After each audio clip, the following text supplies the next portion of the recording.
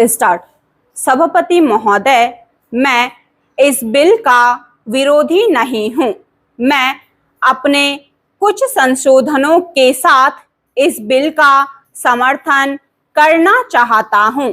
मैं कहना चाहता हूं कि राष्ट्रीयकरण से पूर्व जिस ट्रैक्टर की कीमत 8,000 रुपये थी, राष्ट्रीयकरण के बाद उसकी कीमत दोगुनी हो गई है। जब से यह काम सरकार ने अपने हाथ में लिया है, तब से ट्रैक्टरों के दाम बढ़ गए हैं। यही कारण है कि सरकार को इसमें इतना लाभ मालूम पड़ रहा है। ये मनमानी कीमत किसानों से वसूल कर रहे हैं। जितने दाम बढ़े हैं, उस हिसाब से तो इन कारखानों को करोड़ों रुपए का लाभ होना चाहिए था।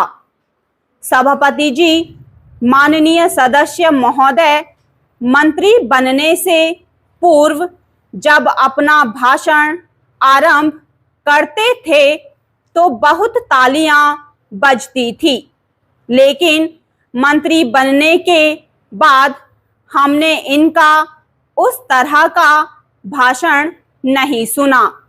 आजकल तो जो सरकारी अधिकारी इनसे कहते हैं, उसे वह आसानी से समझ लेते हैं और अपनी बातें भूल जाते हैं। इसलिए इस बिल में मैंने जो संशोधन किया है, उसके द्वारा मैं चाहता हूं कि यह जो इतनी बड़ी लूट किसानों की हो रही है, वह समाप्त हो। यह बिल 50 पेज का है, लेकिन किसानों को छोटे ट्रैक्टर मिलेंगे या बड़े ट्रैक्टर मिलेंगे, इस बात का कोई जिक्र नहीं है।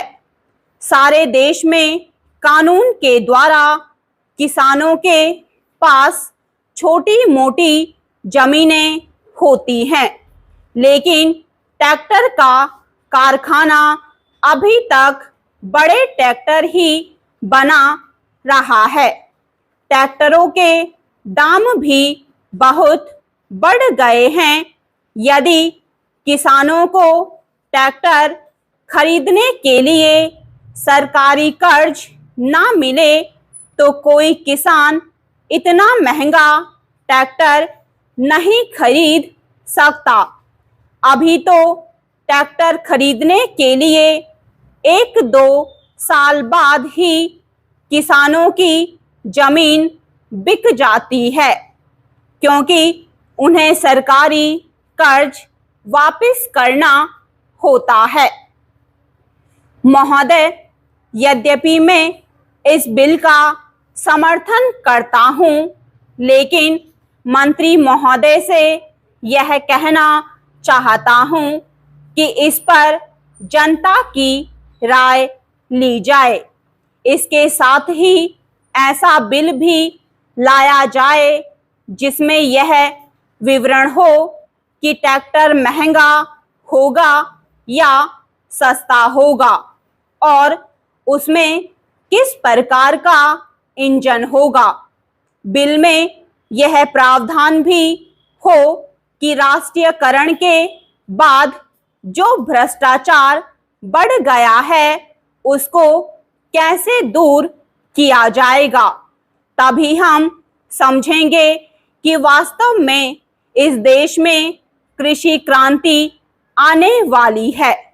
तभी इस विधेयक की कोई सार्थकता होगी और किसानों को राहत मिलेगी।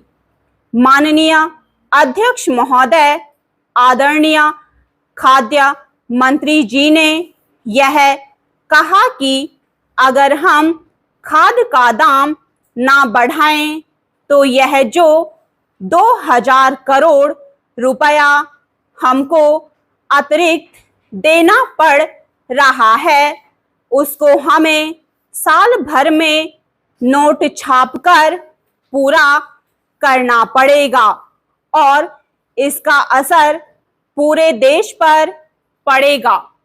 स्टॉप।